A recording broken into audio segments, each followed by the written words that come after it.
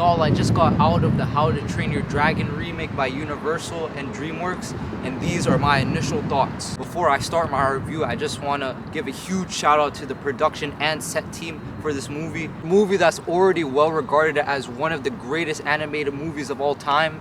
They really didn't have to go this hard on the set pieces, the character designs, and all the little tedious things that they did in this movie to make this as probably one of the greatest remakes that I ever seen in my life. For instance, in the original film, when Stoke takes off to go to the Dragon's Den, it's night on his end, but when Hiccup and the others are trying to tame dragons, it's set in broad daylight, which was confusing, but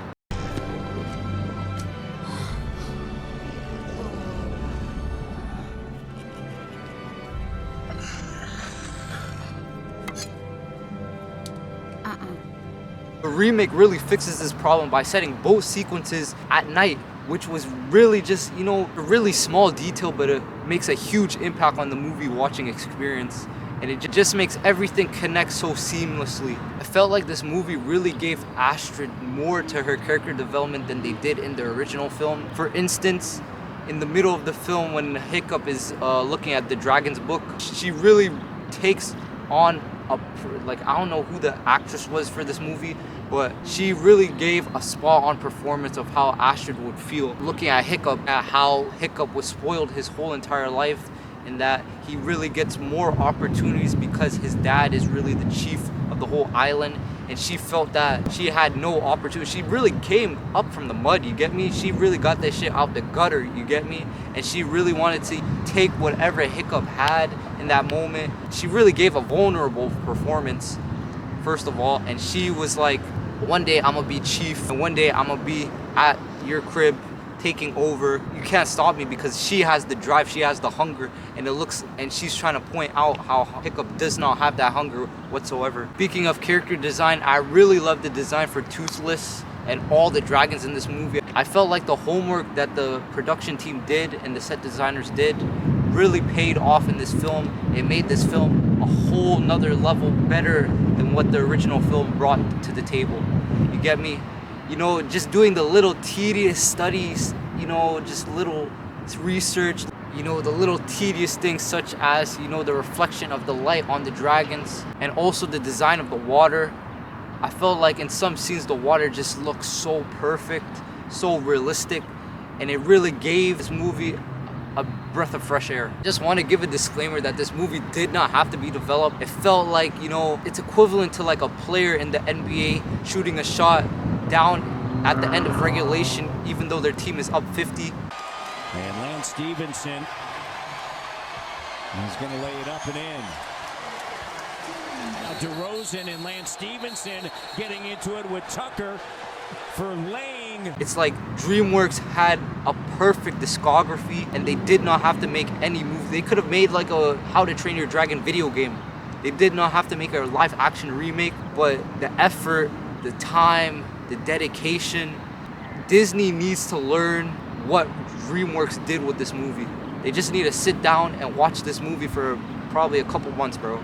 Because the last Disney remakes, I haven't watched Lilo & Stitch, I haven't watched Snow White, but I feel like the other Disney remakes are just, they don't compare to this one. They don't compare to what DreamWorks did with this remake, with this movie.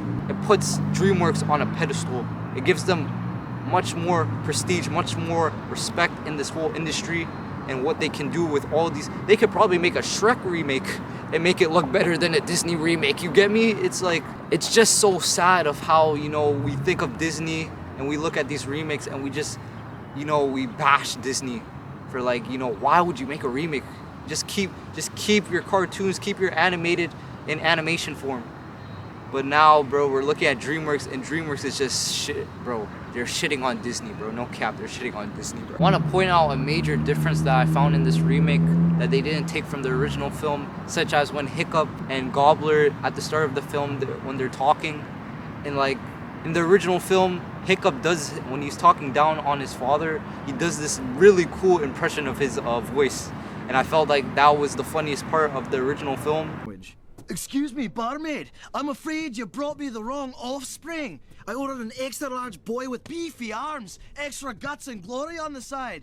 This is a talking fish bone. No. But like now, bro, they did not try to attempt that whatsoever in this remake, and I felt like that really just, you know, Hiccup is a really good impersonator. You get me? That was really a shame that they did not try to, you know, reenact that whole sequence in that original film. But you know, you get me? They still had some really fun comedic performances in this movie, but I felt like that part of the original film really just brought, you know, some nostalgia for me. But it wasn't really brought into this remake. That it was just missed. I'm not gonna lie, the best comedic performance in this movie by far was Snotlot, bro. When he had this whole bit with his dad. And I felt like in the original movie, him and his dad never interacted whatsoever. But in this movie, they really made a bit poking fun of what the original movie did not do. And they just brought it, like, you know, he was basically saying that he really wants to see his dad, like, appreciate him. And like in this whole movie, his dad's just been pushing him away, just pushing him aside. Like every time he tried to get his attention, his dad just looked the other way, bro. And it was always hilarious. But like at the end of the movie, when everyone was all together and his dad just took his hand and was like, yo, let's just appreciate each other in the moment, since Hiccup was down and everyone, it was just a funny comedic performance. And I felt like it gave Snotlot much more character development than they did in the original film. Not gonna lie, they did not really say Night Fury that much in this film. Like in the original film, every time they say the Night Fury, they would always say Night Fury. Is the dragon no one's ever seen. We call it the Night Fury! Get down! But in this film, bruh, they only said it about probably like 3 times in this film. And I was just like, yo, that was literally the heart of the original film, bro. You just gotta, every time you see a Night Fury, you gotta yell Night Fury! In a Scottish accent, Night Fury! Bro, I just want to point out how realistic this film felt. At the end of the film, when Toothless and Hiccup crash from the sky, you could see around the battlefield is full of ashes from the flames of that huge, big-ass dragon that they fought and killed at the end of the film. Even on Toothless' goddamn face, Toothless' face was full of ash, and it just felt so realistic, because in the original film it was just them laying there on like rocks, and it was just foggy and smoky. But like in this film, it really felt like a realistic like explosion. You get me? Like what happens, what an explosion comes about, and like the after effects of an explosion. And you get me? You just see ashes everywhere, everyone's face is all like dark, and it's just like they really took their time with this film. And I just want to thank you, bro. Thank you, DreamWorks, bro. Thank you. Not gonna lie, spoiler alert, but who the fuck was that lady in the beginning of the film with the whole like the hat and the whole like face paint and shit?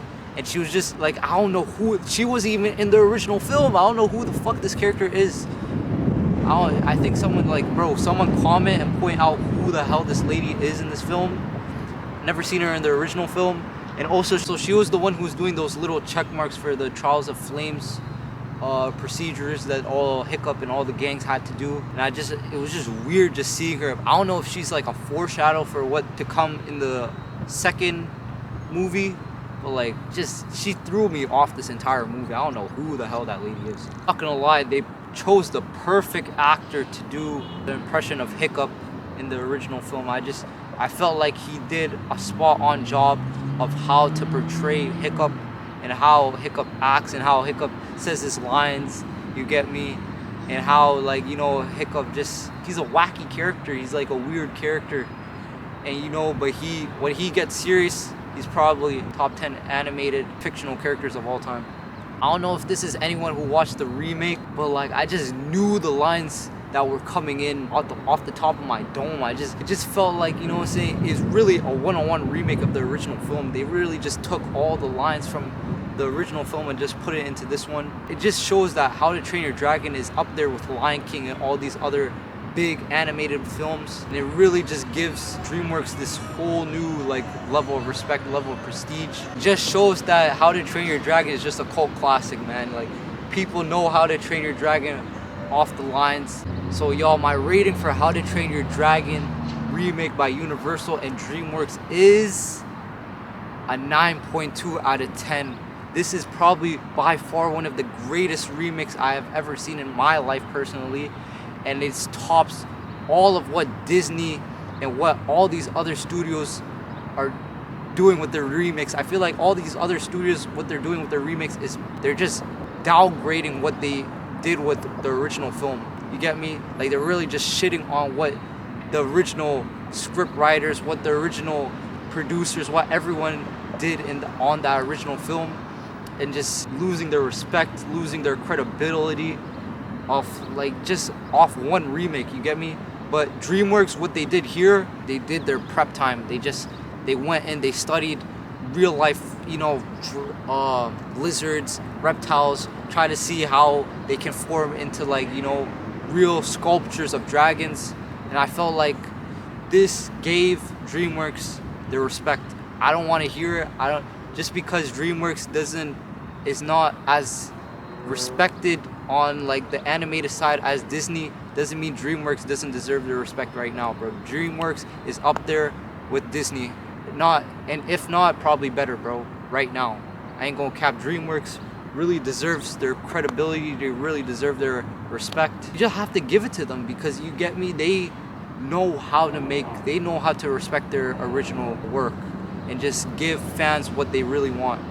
Anyways, love this movie. Can't wait for the sequel. They said the sequel is gonna come in 2027. Hopefully they can just top what they did with this one. And anyways, it's been your boy Sayburr, and I'm out. Peace.